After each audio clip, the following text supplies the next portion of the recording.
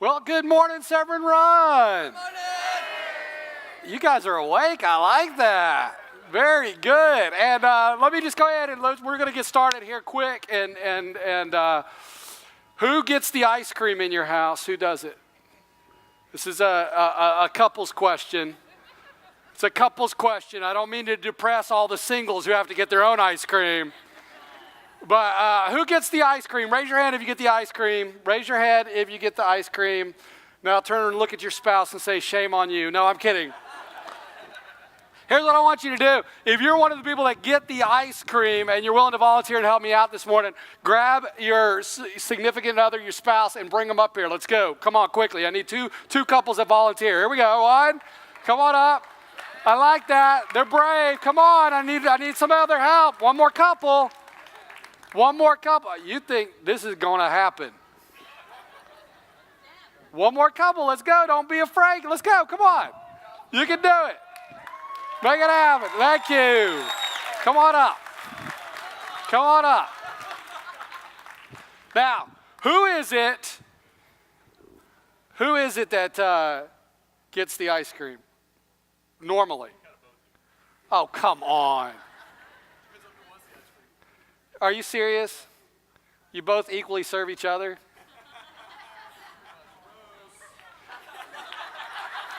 You realize everybody out here hates you right now. Yeah. Okay, awesome. Well, you guys decide. Who's going to serve?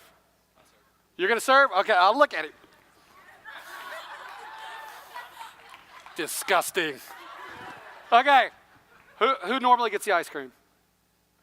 You normally get the ice cream? Well, guess what? Not today. Not today. You're going to get the ice cream, okay? So if I could have the two people that are going to get the ice cream step up to the plate. Here we go. If you're serving, just step over to the side. Or if you're being served, just step over to the side. If you're serving, step up. Now, let me ask you, are you right-handed or left-handed? Right-handed. Put your. See, I feel generous today. Put your left hand behind your back. Put your right-handed or left-handed? Right-handed. Okay, put your left hand behind your back. And now, here's what's going to happen. Just with one cone, when I say go, because competition's fun, isn't it? How many of you like competition? Yeah. When I say go, what you're going to do is you're going to take just one cone. There's two there, but you're going to take one cone and you're going to scoop a scoop of ice cream. Actually, you know what? Who wants one scoop, right? 2 scoops? 3 scoops. So check it out. This is simple. One hand. You've got a scoop. You've got a cone. 3 scoops of ice cream. And then you're going to serve it to your spouse who's sitting there waiting and excited to eat this ice cream. Are we ready? You guys ready? Little countdown here. 5. Go! Oh, it's like, we got 2 cones involved over here. Oh, well, that sounds like a problem. Wow.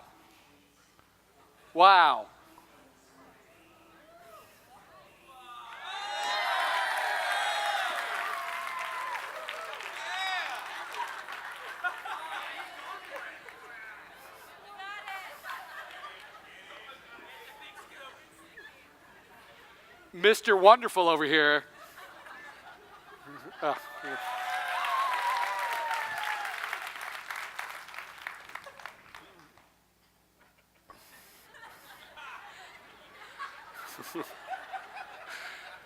She's standing there in this very awkward moment, like, I really want to eat the ice cream, but I don't know if I should because everybody's watching. Eat the ice cream, enjoy. Okay.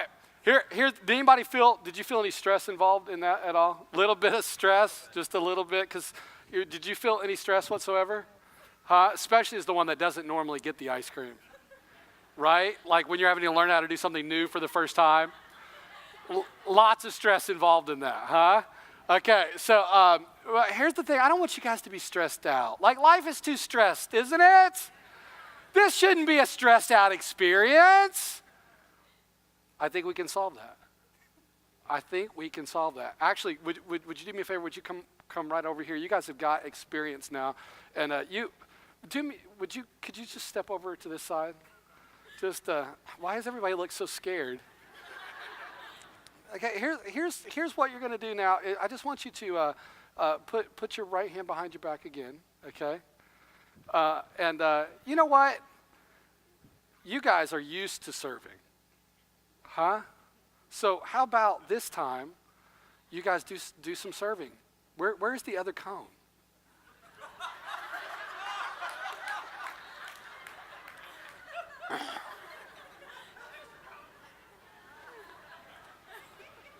They no longer exist in my universe. Okay? Here's what I want you to do. Hands behind your back, okay? You ready? Now, go for it. 3 scoops. Together.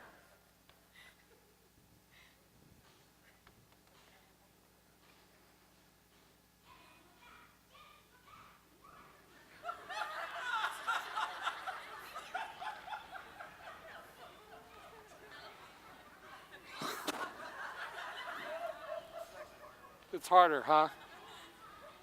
Ladies and gentlemen, when illustrations go wrong,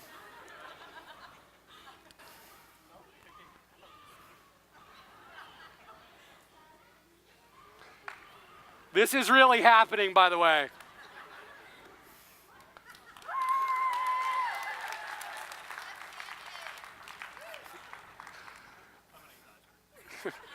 Would you give it up for him? Just give it up for him. Thank you, guys. Thank you. You all can have a seat. Well, here's the lesson. Maybe you can get the lesson out of this. Competition creates stress. Cooperation brings peace. Unless you're those 2 people right there. Isn't it true, though? Like, really, when you think about how stressed out our world is, some of us, we came in here stressed. Some of us, we got really, really stressed just on the way here. I was down in the Annapolis area yesterday, and I was driving. I was being nice. I was calm and cool and collected, and I was coming up. Into the kind of the lane that you get into when you're just going to kind of merge into the main flow of traffic. Except for the guy who was already in the main flow of traffic, who whatever was going to happen, I was ahead of him already, but he wasn't going to let me into the main flow. Like, wasn't going to let... Because obviously this guy had somewhere he had to be. He was not going to let me into the main flow. The only problem was there was nowhere else for me to go. So I'm either going into him or the main flow, one of the 2, but we're going to see what happens. So I just kindly, patiently, just slowly was able, and finally he had to slam on his brakes and let me go in front. And then when we got into the main flow, literally, he slowed down, and there was at least 4 or 5 car gaps between myself and him, with him behind me. What? I thought you had to get somewhere quick. I thought you had to be somewhere fast. But it is just absolutely amazing how stressed out our world can be, huh? I mean, I was trying to give him a bit of the doubt, thinking maybe he just needs to take his wife to the hospital because she's having a baby. But it turns out he had all the time in the world, no big deal. He just wasn't going to let me through. And that just creates stress. And so we can get stressed out everywhere we go, can't we? I mean, we can wake up and we can be stressed out with our families before the days even get started. We can get stressed out at work. We can just be stressed. And you know what? Stress is the result of competition. It's because we're constantly trying to one-up somebody else. It's because we're constantly trying to reach for and grab more and get more and have more and be more and accomplish more. We're constantly reaching, and as a result, we just get stressed out. Look at our world. Watch the news. I don't know when the last time I saw our nation as stressed out as we are right now. in every single area, we find ourselves completely stressed out. Why? Because in some way, shape, or form, it involves us competing against one another. But cooperation can bring peace. Cooperation takes two. That's the co-op part of it. It takes at least two people being involved, trying to do the same thing, trying to accomplish the same mission. It takes two, but the first step toward cooperation is service. And I don't know if you've caught on yet or not, but over the course of this message series that our pastor has been bringing to you, he has been bringing to you the greatest stress relief tool that you could ever imagine. Because he has been saying, saved people serve people. How many of you really would love all the stress to go away? Saved people. Saved people. Through the simple act of service, we can begin to reduce the stress that is in our lives. But all too often, we live in a very different way. A way that is illustrated in the second story that's told in Scripture in Genesis chapter 4. And I'm just going to kind of like skip ahead.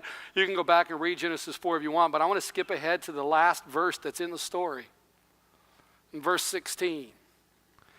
And it says, so Cain, the child of Adam and Eve, Cain, the brother of Abel. So Cain, at the very end of this story, when the whole story's done, so Cain left the Lord's presence. Does that sound like a peaceful environment? To leave God's presence? So Cain left the Lord's presence and he settled in the land of Nod, east of Eden. East of the beautiful garden that God had prepared for man to just live a stress-free, enjoyable life. In fact, when God got this entire thing started, he didn't build it for a whole lot of competition, and he didn't build it for a whole lot of stress. He put Adam and Eve inside of a beautiful garden. He looked at them and said, hey, you don't even really need to work for your food. You've got plants and you've got vegetables and fruits, and you can enjoy all of that. And the only work I'm going to ask you to do is name some animals. And then the whole purpose of you being here is to walk and to relax and to enjoy me and to enjoy, one another. A completely stress-free environment. For us, we would call that the eternal vacation. That's how they were chosen to live from the get-go. But you know what? They wanted more. They started grasping for more. And so they went after the one thing that God said, don't touch. And they grabbed it and they took it. And as a result, stress entered into this entire picture. They come along and they have their first two children, Cain and Abel. And can I just go ahead and tell you, moms and dads, if you're living stressed out, get ready, because the stress that is in your life is going to be amplified in the life of your children. It's going to be way more complex inside of them than it even is inside of you. How you decide to handle your stress is going to determine a whole lot about who your children become. And in this particular case, Cain and Abel, they were born and they grew up. And one, Cain, he grows up to be a farmer. He grows up to cultivate these fruits and these vegetables, because now it's hard work outside of Eden. Never was it intended to be so, but it is now.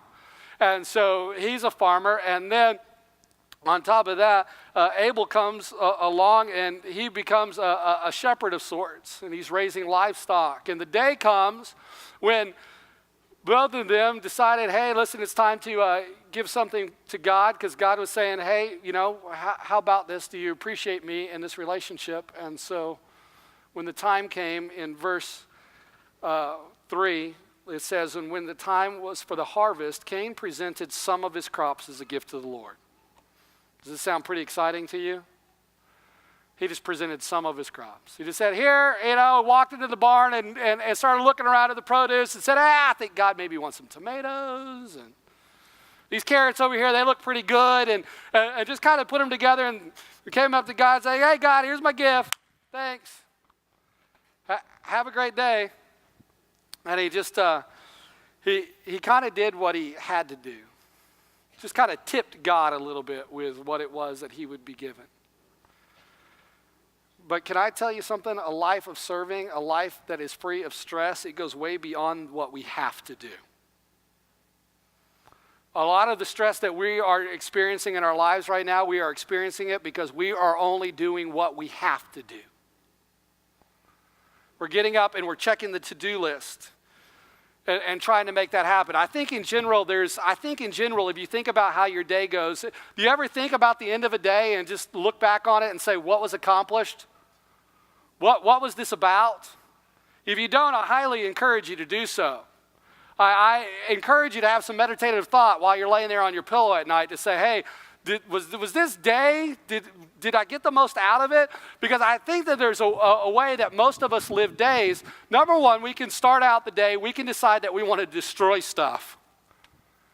And some people, they live like that, right? I mean, we see them on the nightly news. The people who get up on a particular day and they live in such a selfish way that they decide that they are going to destroy stuff.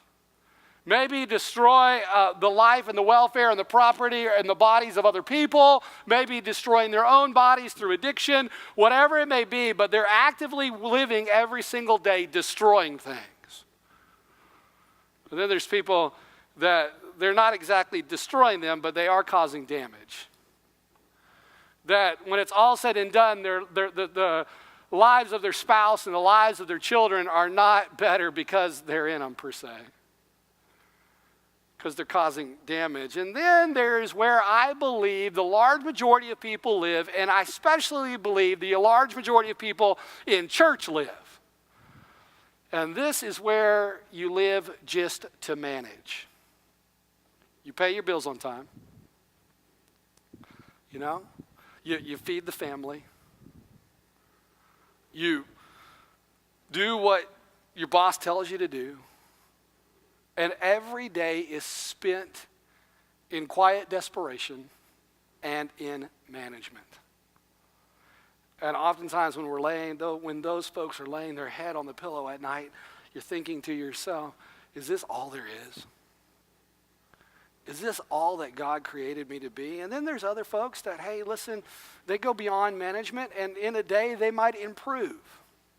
They might improve upon life. They might be able to help people improve themselves just a little bit. They might be encouraging to their spouse and to their children and to the people that they work with.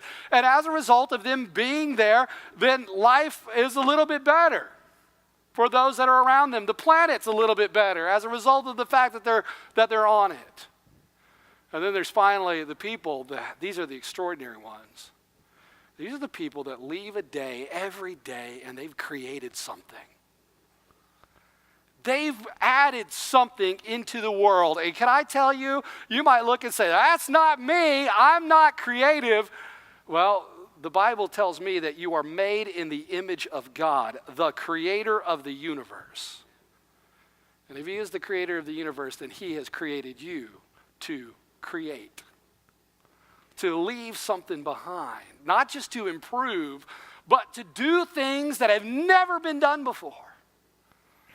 To add to the world what the world has never had the opportunity to see before. Those are the people, though, that we look at that we are amazed at, aren't we? The artists and the writers and the world leaders and the influencers that have made a difference and left an impact. But that's a calling for all of us, not just a calling for a select few. But all too often, guess what? We can leave a day just having managed or just maybe having improved, but never truly having created. But if we're going to live a life of service, then the life of service will take us toward creation. It will take us toward leaving that mark. It will take us beyond managing. It will take us beyond what we have to do. But Cain only decided to deliver what it was that he had to do. However, his brother Abel, he brought a gift, and the way that he handled this gift is he went out and he was looking at his livestock, and as he was looking at his livestock, he was like, hey, listen, that is the very best lamb that I've got. That is the cream of the crop. That's the beautiful one. And so that's the one that he brought to God. That's the one that he said, hey, listen, I want you to have. Because he recognized that service is not doing what you have to do, but service involves sacrifice. Service means that you're going to have to give up something. You're going to have to do something that you have never done before. And that is what this series is all about. This series is about challenging the church of Severn Run to step up to the plate and to do what we have never done before. It was just a few months ago that I went to the staff during a staff meeting, and I looked at them and I said, hey, listen, I am just curious. We've got to figure out how many people are serving at the church of Severn Run. And so in this meeting with all of the staff there, I began to say, I want you to start to think of like every name. I want you to count every position. I mean, look in all of the nooks and crannies of your mind and think about who's serving and where they're serving and how they're serving. And let's come up with some names. Let's come up with some numbers. I want to know how many people are serving. And so right there in that staff meeting, that's exactly what we began to do. And we began to tally it. And I got to tell you what, I mean, out of a church of average attendance of 1,150 people, you would have thought, like, you would have thought this is probably going to take a while. Huh? Right? Like, yeah, because, I mean, let's face it. We got a lot of great stuff going on here at the Church of Severn Run, don't we? I mean, we've got ministries. I mean, you couldn't stay busier if you had to, if you decided to get involved here. We've got an opportunity for everybody and everything imaginable. And so as we started this, I was kind of beginning really encouraged, thinking to myself, we're going to find out, like, this is going to be awesome. And out of 1,150 people in average attendance on a weekend, 175 we were able to count involved in service at the Church of Severn Run. Now, I'll be honest with you, I hope you don't think that that number is good. It's not fantastic. And we begin to look real quickly and say, hey, listen, we've got to do something different. We've got to do something different because that is not the heart of Jesus. The heart of Jesus is the heart that's willing to give up for sacrifice. The heart of Jesus is the heart that recognizes that we've got to go beyond just managing and consuming and just sitting there and listening on a Sunday. We've got to become actively engaged. We've got to become actively involved. And if you think of all the amazing things that are taking place at the Church of Severn Run, they're only taking place because of 175 people. We've got ministries that are scattered all through southern Baltimore that we're partnering with. We've got ministries in the DR in Costa Rica that our pastor and team are returning from on a plane probably right now. We've got ministries in Ethiopia. We've got ministries right here in our community that we are actively engaged in. Your kids are over there enjoying time in service. Your students are here on Friday night finding a safe place to be, a place that's going to help them to grow up to be the people that you dream of.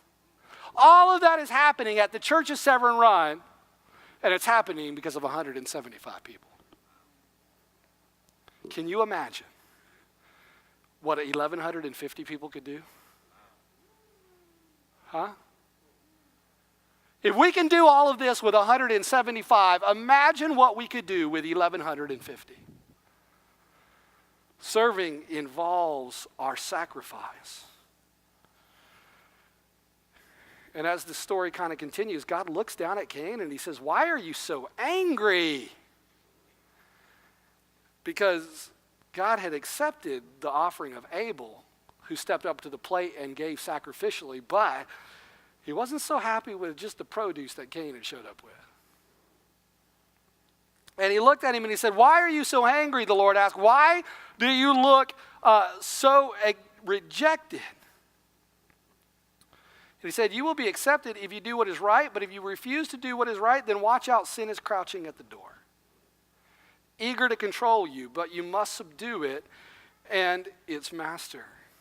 All God had to do is look at Cain. That's all he had to do is look at Cain, and he could tell what his emotional state was.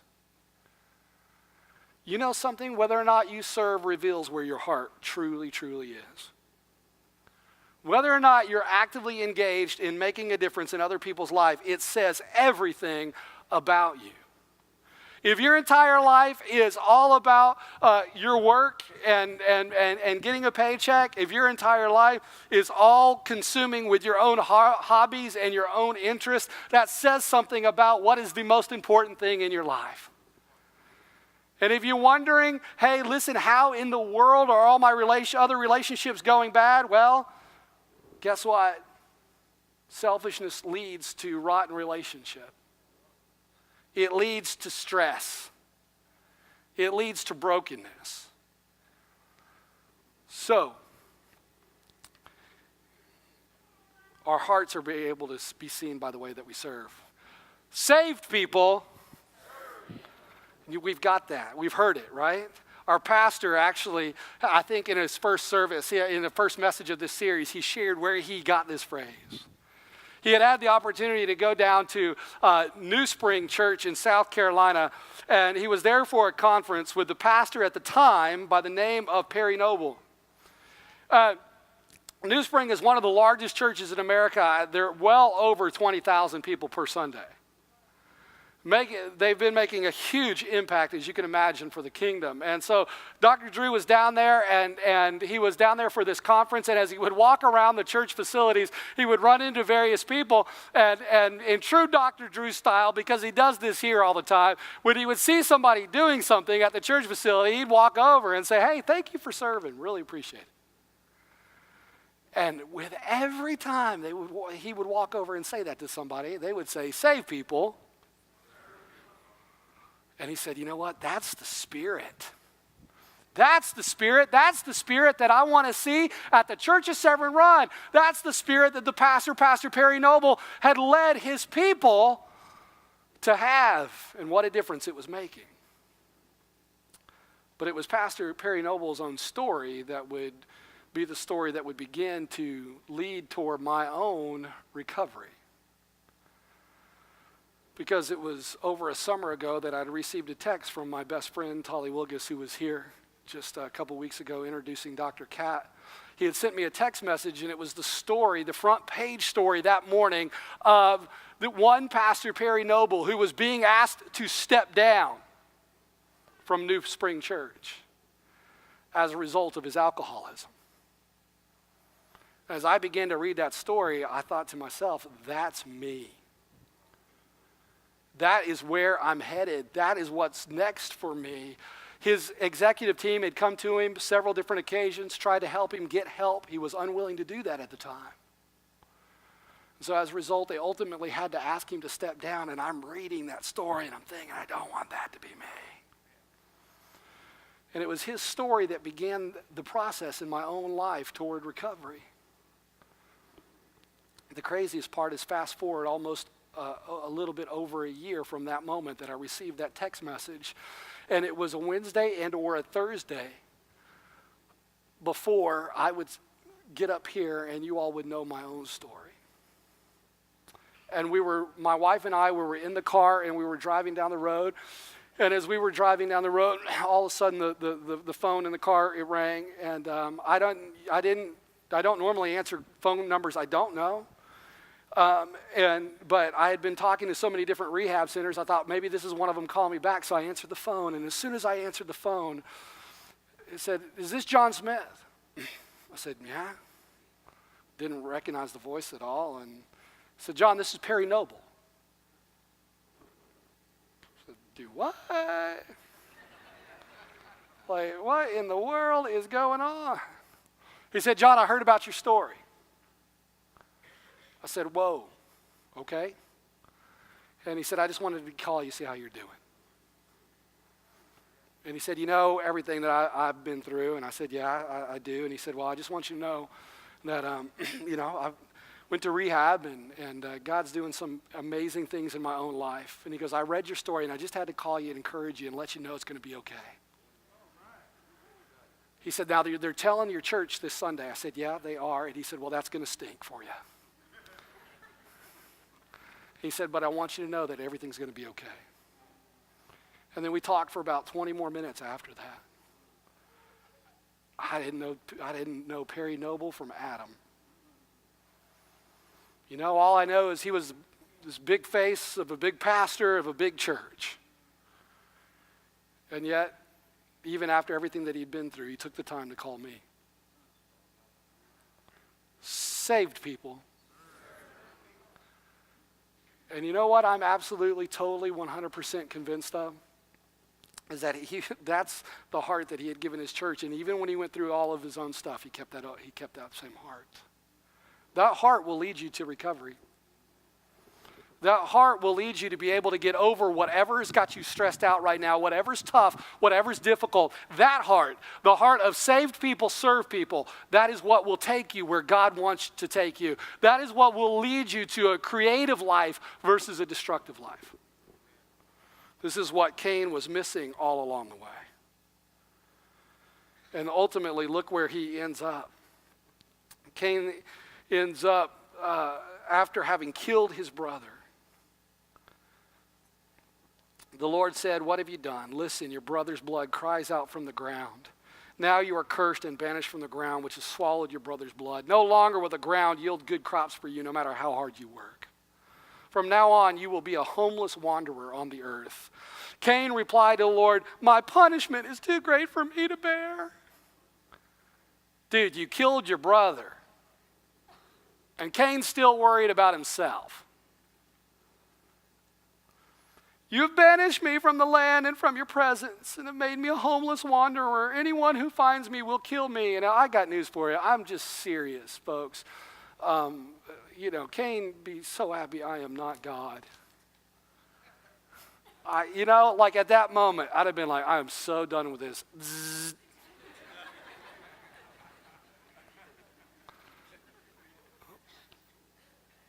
But God doesn't apply the death penalty here, does he? He says, no, I've given you a sevenfold punishment. It's going to be rough, but oh well. I've put a mark on you to make sure nobody will kill you. They'll know that they got to deal with me if they kill you. And meanwhile, Cain left the presence of the Lord. You know what I think is interesting is the Bible doesn't even say that Cain had to leave the presence of the Lord. Does it? It doesn't say he was banished from the presence of the Lord. Cain chose in his selfishness to leave the presence of the Lord. He didn't want to belong anymore. He wanted to be isolated and he wanted to be alone. And ladies and gentlemen, can I just go ahead and tell you that when it's all said and done, the feelings of isolation and alone that we oftentimes have, they are the result of the fact that we're not serving people. I hear people all the time. In every church I've ever been to, it absolutely amazes me. I hear people all the time, whether it's the friendliest or the unfriendliest church, I hear people all the time that will come to church and they will complain that I don't have any friends. And I can't get involved and nobody loves me.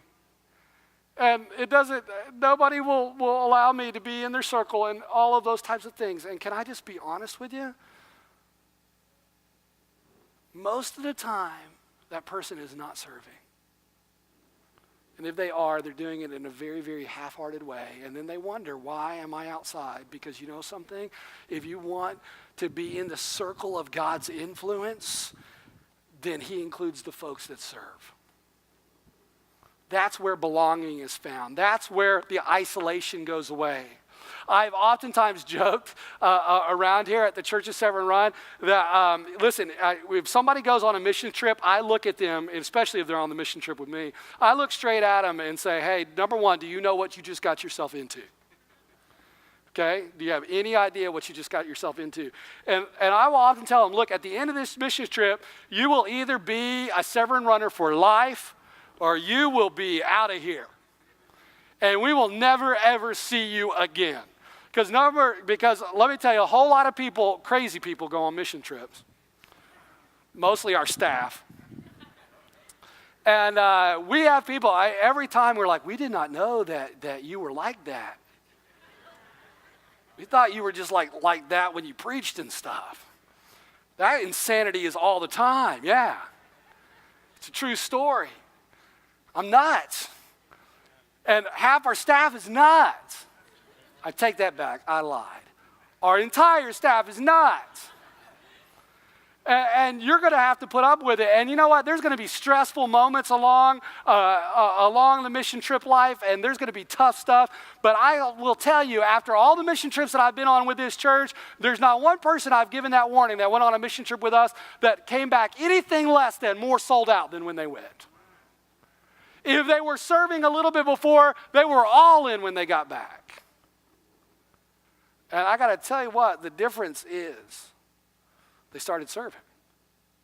They saw what serving could do. It de-escalated all of that stress in their life, and it started to up the peace level. It creates a sense of belonging. If you want to belong, then get side by side with somebody and get your hands dirty.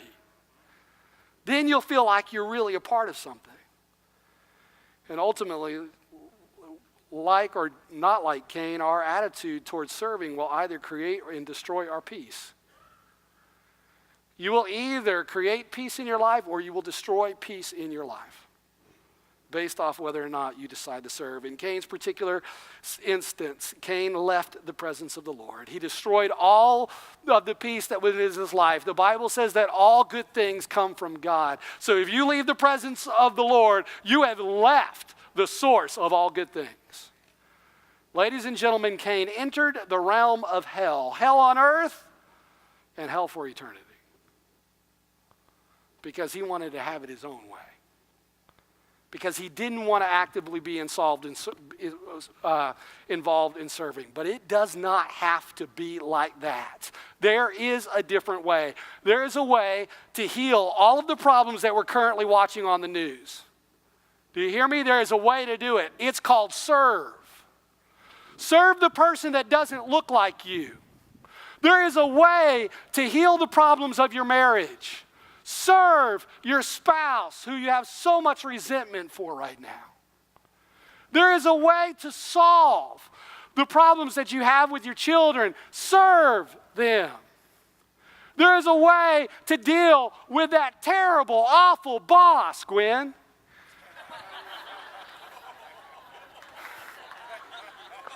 Serve.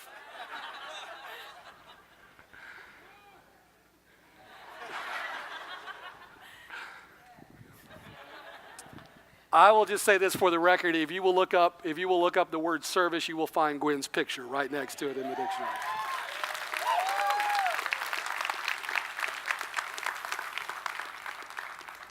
There is a way to end all of it, folks.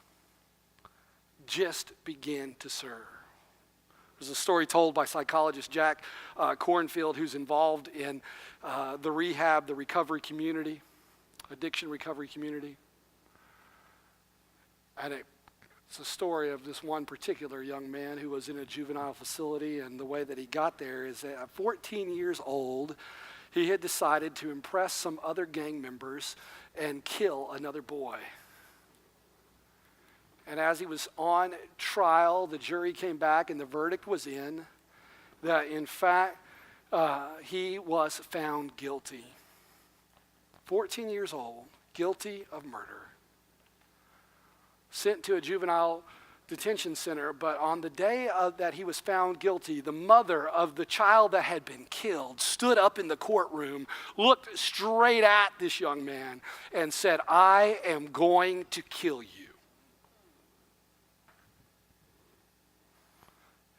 And he was carted off to jail. About 6 months goes by. The young man hears that he has a visitor. He hasn't had any visitors because he was on the streets before he ever even committed his crime. He discovers that the visitor is in fact the mother of the boy that he had slain. She came and she began to meet with him, asked him how he was doing, started to find out just a little bit about his life, found out that of course he didn't have any money before he got there, and so she gave him some money so he could buy a little bit of food and some cigarettes. She left. She came back in a couple months. And she began to have regular visits, getting to know this boy and getting to know his story. After around 3 years was up, he was going to be released. And right before his release, she was there to visit him, and she looked at him and she said, "Hey, listen, what are you going to do?" He said, "I have no clue." She said, "Well, listen, I've got a friend who owns a business and he's willing to give you a job. Are you willing to take the job?" And at that point, the young man said, "Sure, yeah, I'm willing to take the job. I got to do something. I don't want to go back to living that way." She said, "Well, where are you going to live?" He said, I don't know. I don't have anywhere to live." She said, "You know what? I have a room in my house that's available. Would you come? Would you be willing to live with me?" He said, "Yeah, I'll be willing to live with you." So sure enough, that's exactly what he did. He went, he moved into her house. He then began to work the job of a friend, and he began to slowly but surely rebuild his life over the course of the next few months, until one night they were sitting down at the dinner table. And as they were sitting down at the dinner table, this mom, she looked at this young man that had killed her son across from the dinner table, and she said to him, she said, "Do you remember what I said to you on the day you were convicted for killing my son?" And he said, "Yes, ma'am." He said, "You said you were going to kill me. How could I forget that?" And then I'm sure he was thinking at that moment about what he had just eaten, but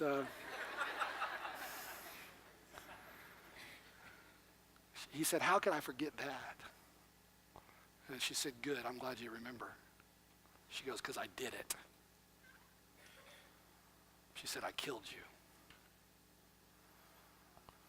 And she said, "You're not the same person that you used to be." And she said, "Now, since my son was killed and I killed you," she said, "I need a son. Would you be willing to be adopted by me and become my son?"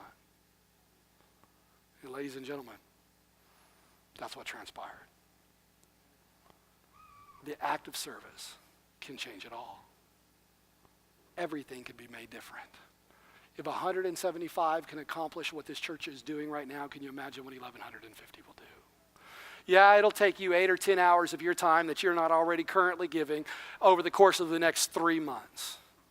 Surely you could find that. 8 to 10 hours in order to be able to complete the Be the Difference challenge. That's it. That's all we're asking.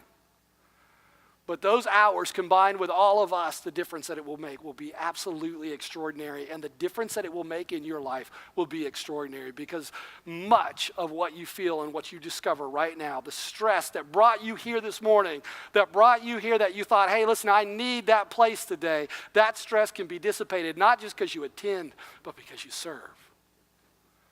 And you can begin to make the difference. So here's the response today. It's nice and simple. It's easy. The response today is this, is that you've got either a phone in your pocket or you've got a card that you will find inside of your worship guide. And listen, we would prefer that you use the phone in your pocket. Okay? Because if not, Miss Gwen's going to have to read all these cards.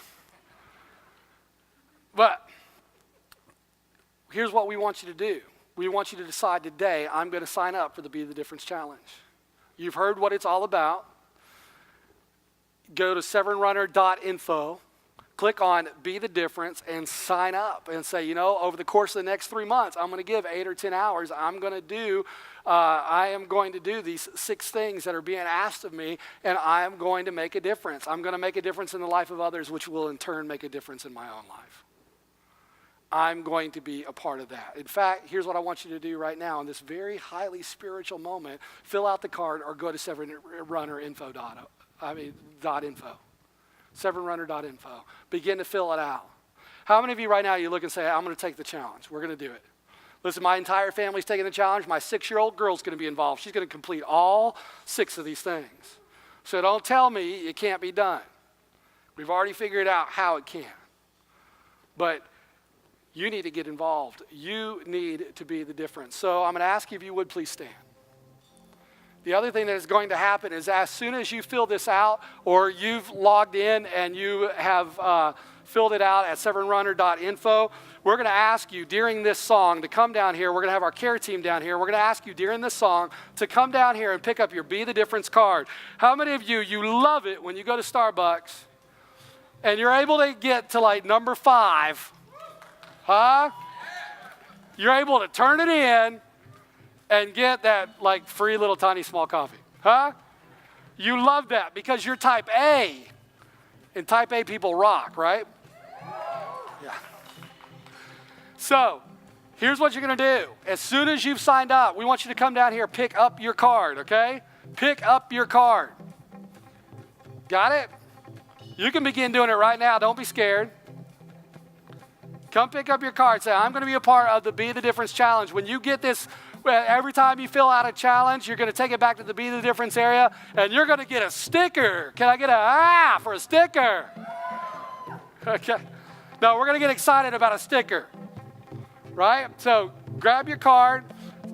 Today, I believe this, 900 people are going to sign up for this thing. Today.